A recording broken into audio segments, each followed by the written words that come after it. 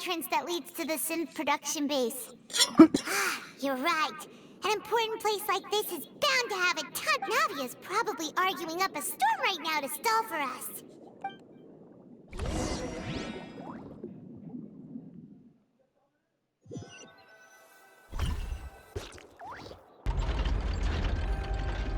It would appear that I must repeat my question again, Mr. Tartaglia.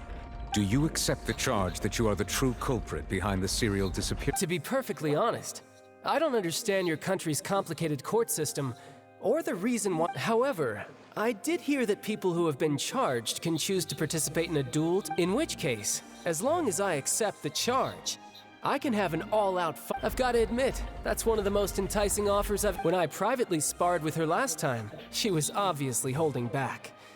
Hey! Don't you understand? You're currently the— Oh? Sounds like the Hydro Archon wants to lecture me on the— Then why don't you duel me too? I'm the kind of student that— No. That's not what I meant. Alas, it would appear that communication with the defendant is going poorly. In that case, let me explain everything from the very beginning again. The goal of this trial— That case had nothing to do with him. You've got the wrong man. Huh? What's going on? Why is she I told you it couldn't be one of the Fatui Harbingers. Miss Navia, this is the second time you've interrupted the court proceedings. I only tolerated your behavior last time because you were able to provide the court with the— But that was an exception rather than standard court protocol. I can very well charge— Oh, please.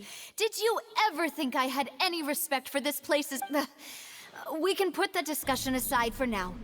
I'm not here to argue with you. I'm here to charge the true culprit behind the serial disappearance, and if my charges prove true, then Tartaglia here will be proven innocent by— Oh, a young lady has charged in and offered to clear my name. How fascinating. Well, I'd gotten half bored to death by all these rules. So, Your Honor, is there nothing else for me to do now? You may take a seat for now in the audience, but that doesn't mean the suspicions against you have been lifted.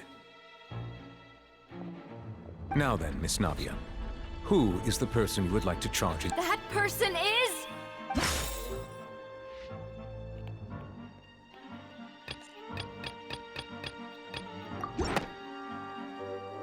Marcel, the head of Confrérie of Cabrières. Huh? What confrérie?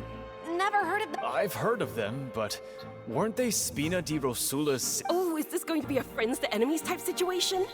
Please let me remind you, Miss Navia, that charging someone is an incredibly serious matter. Committing to the charge also means taking on the legal risk, and if the charge fails, depending on the circumstances, you may also be charged with the crime of making a false accusation. Yes, I do. In that case, I declare the charge to be valid. Miss Navia and attorneys, please take your places on the— Members of the guards, please contact Mr. Marcel right away so that he may stand trial.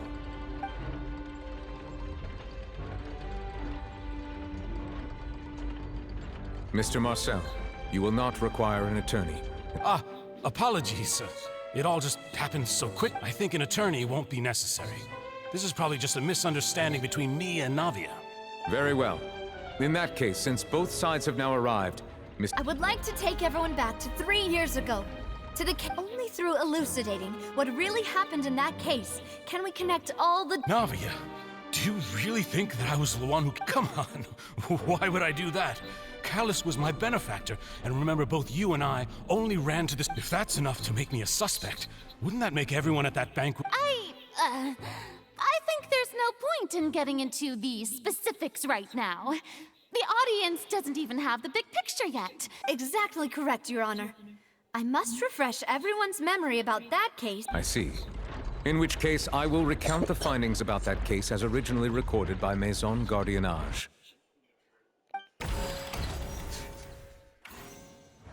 On the day of the murder, Spina di Rosula hosted a large banquet in a countryside estate owned by the Confrérie of Cabrières. During the banquet, all attending guests heard 2 gunshots from the court. When the guests arrived at the scene, they found the primary suspect, Callus, holding a gun, while his acquaintance, Jacques, lay dead from a— The guards' investigation did not recover any other firearms from the scene. As a result, they concluded that the suspect's first shot must have missed. The suspect did not dispute this conclusion, and also declined to defend himself in court. Instead, he chose to prove that Callus was defeated by champion duelist Clarand in the ensuing duel. And these are the known facts about the case.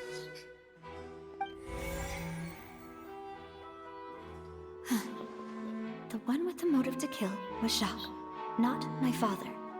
And even so, Jacques still had no reason to pull the trigger. In truth, the third person shot Jacques first, and was shot in turn by my father when my father seized the gun from him. After that, the true culprit turned the third person into water. Thank you for the summary, Your Honor.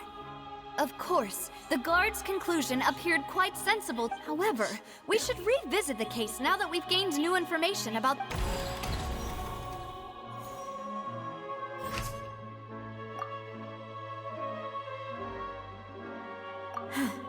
Something's not right.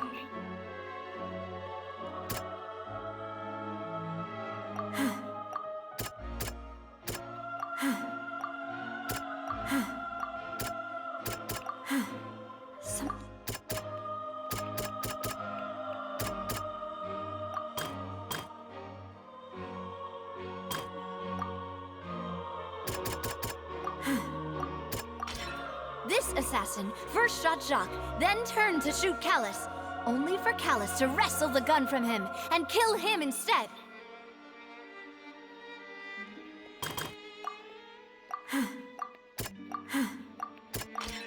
The testimony of the victim's family confirms that Jacques had thoughts of assassinate. However, in the end, he reconsidered and instead shared everything. Unfortunately for Jacques, the true culprit had already considered this possibility.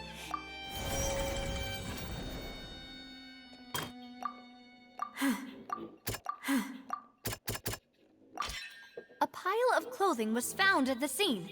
The guards once believed they were used by Jacques as a costume to disguise, but now it is clear that the clothes were proof that there was a third person at the scene. Since it was raining that day, the culprit was confident that they could use the rain to wash away all traces of their dissolve. Realizing this, the true culprit caused the hired assassin to dissolve into water, leading everyone to believe Callus was...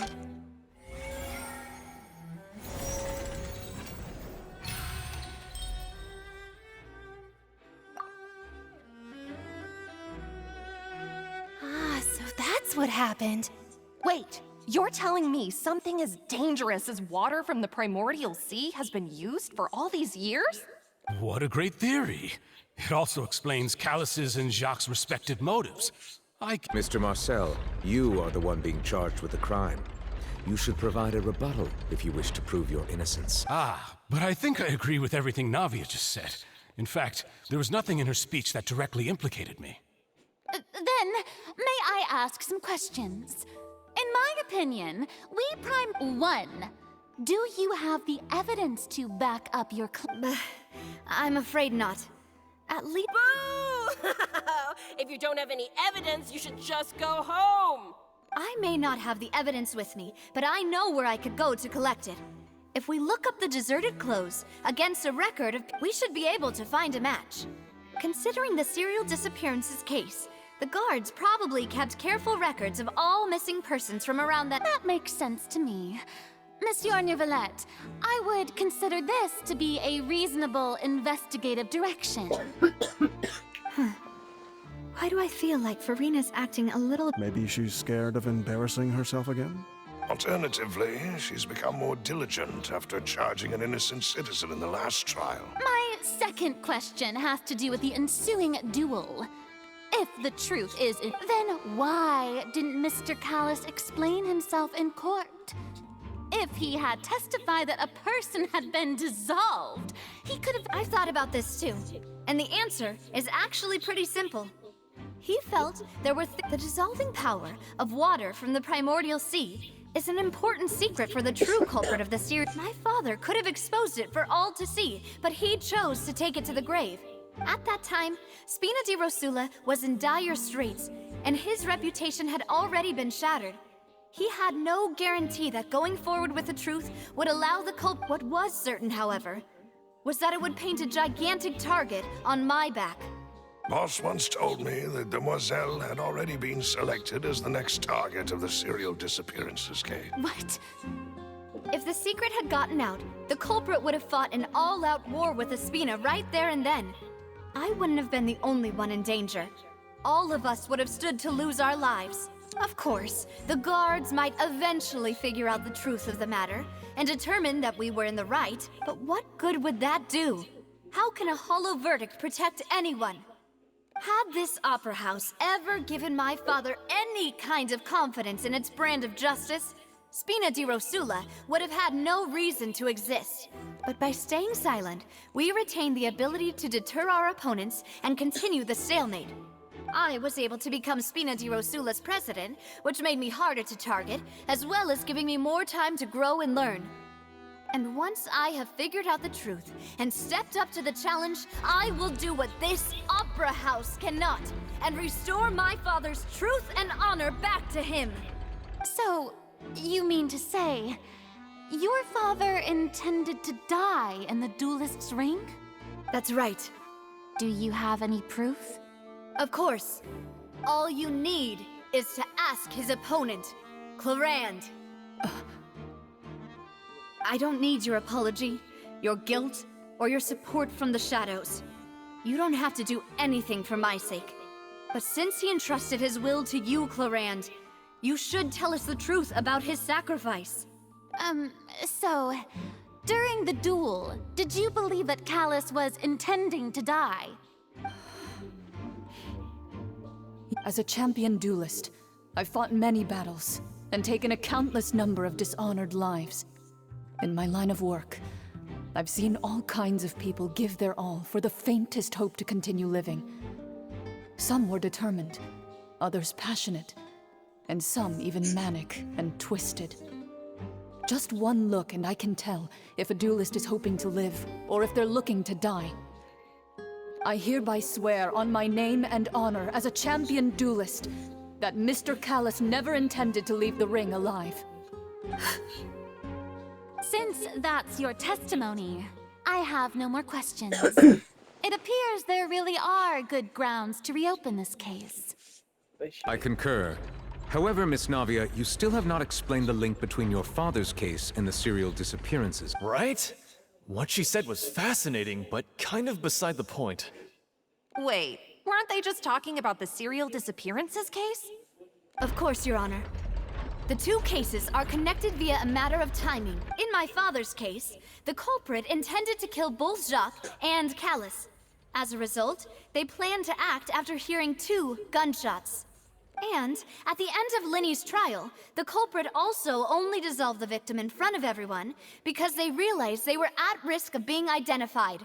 The culprit could only time their actions so precisely if they were already at the scene.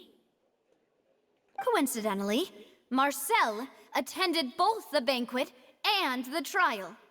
So that's why you suspected me. Even after hearing your reasoning, I still can't help but find it a little preposterous. I'm used to it, though. You've always been an impulsive and sentimental child, Navia. It's one of your most endearing traits. No need to appeal to pathos. I won't try to refute your points one by one, but even if everything you just said was true, can you prove that I was the only person present at both events? On top of that, does a person have to be physically present to control the timing? Can't someone remotely monitor the place? I don't know what she can say to that. I know that even with that, you might still think you can reduce the list of suspects with some further investigations, until I'm the only one left. Alas, who won't feel at least a little hurt by an accusation of murder from a girl you see as your own daughter? But if I were to dismiss this completely, you'd also think I'm not being considerate of your feelings. Ah well, let Uncle Marcel teach you another lesson. Do you know what the biggest flaw in your reasoning is? I suppose you're gonna tell me anyways. It's timing again. I'm a businessman by trade. From that standpoint, there's no reason for me to kidnap young women. It's a high-risk action with nothing to gain. In addition, I left my home in Snezhnaya when I was young to come to Poisson and work in some trade. My business only thrived when I received Callus's patronage. But the disappearances began before I ever stepped foot in Fontaine. I do apologize, demoiselle. This was my mistake. No, it's not your fault. Is there anything else you'd like to say? Would you like to check the date of my first business license against the first known case of the serial disappearances? You can also take a look at my border entry records, or ask my friends and family when I left Snezhnaya for the first time. Could those records and testimonies do something to appease the unspeakable anguish in your heart? Seems like she got the wrong guy. At this rate, Navia will be convicted for falsely accusing him. I think you've done a superb job of dissecting your father's feelings as he neared the end of his life. But aren't you going against all of his wishes and expectations right now? He wished for you to become more rational, collected, and conscientious, instead of dwelling only on your own feelings. Once you've learned to be more considerate of others' feelings, and to stop rushing headlong into things, you'd have met most of his expectations. This isn't just about me, and it never has been. The biggest difference between me and the rest of the victims is that I still have the ability to search for the truth, while that same agency has long been taken from them.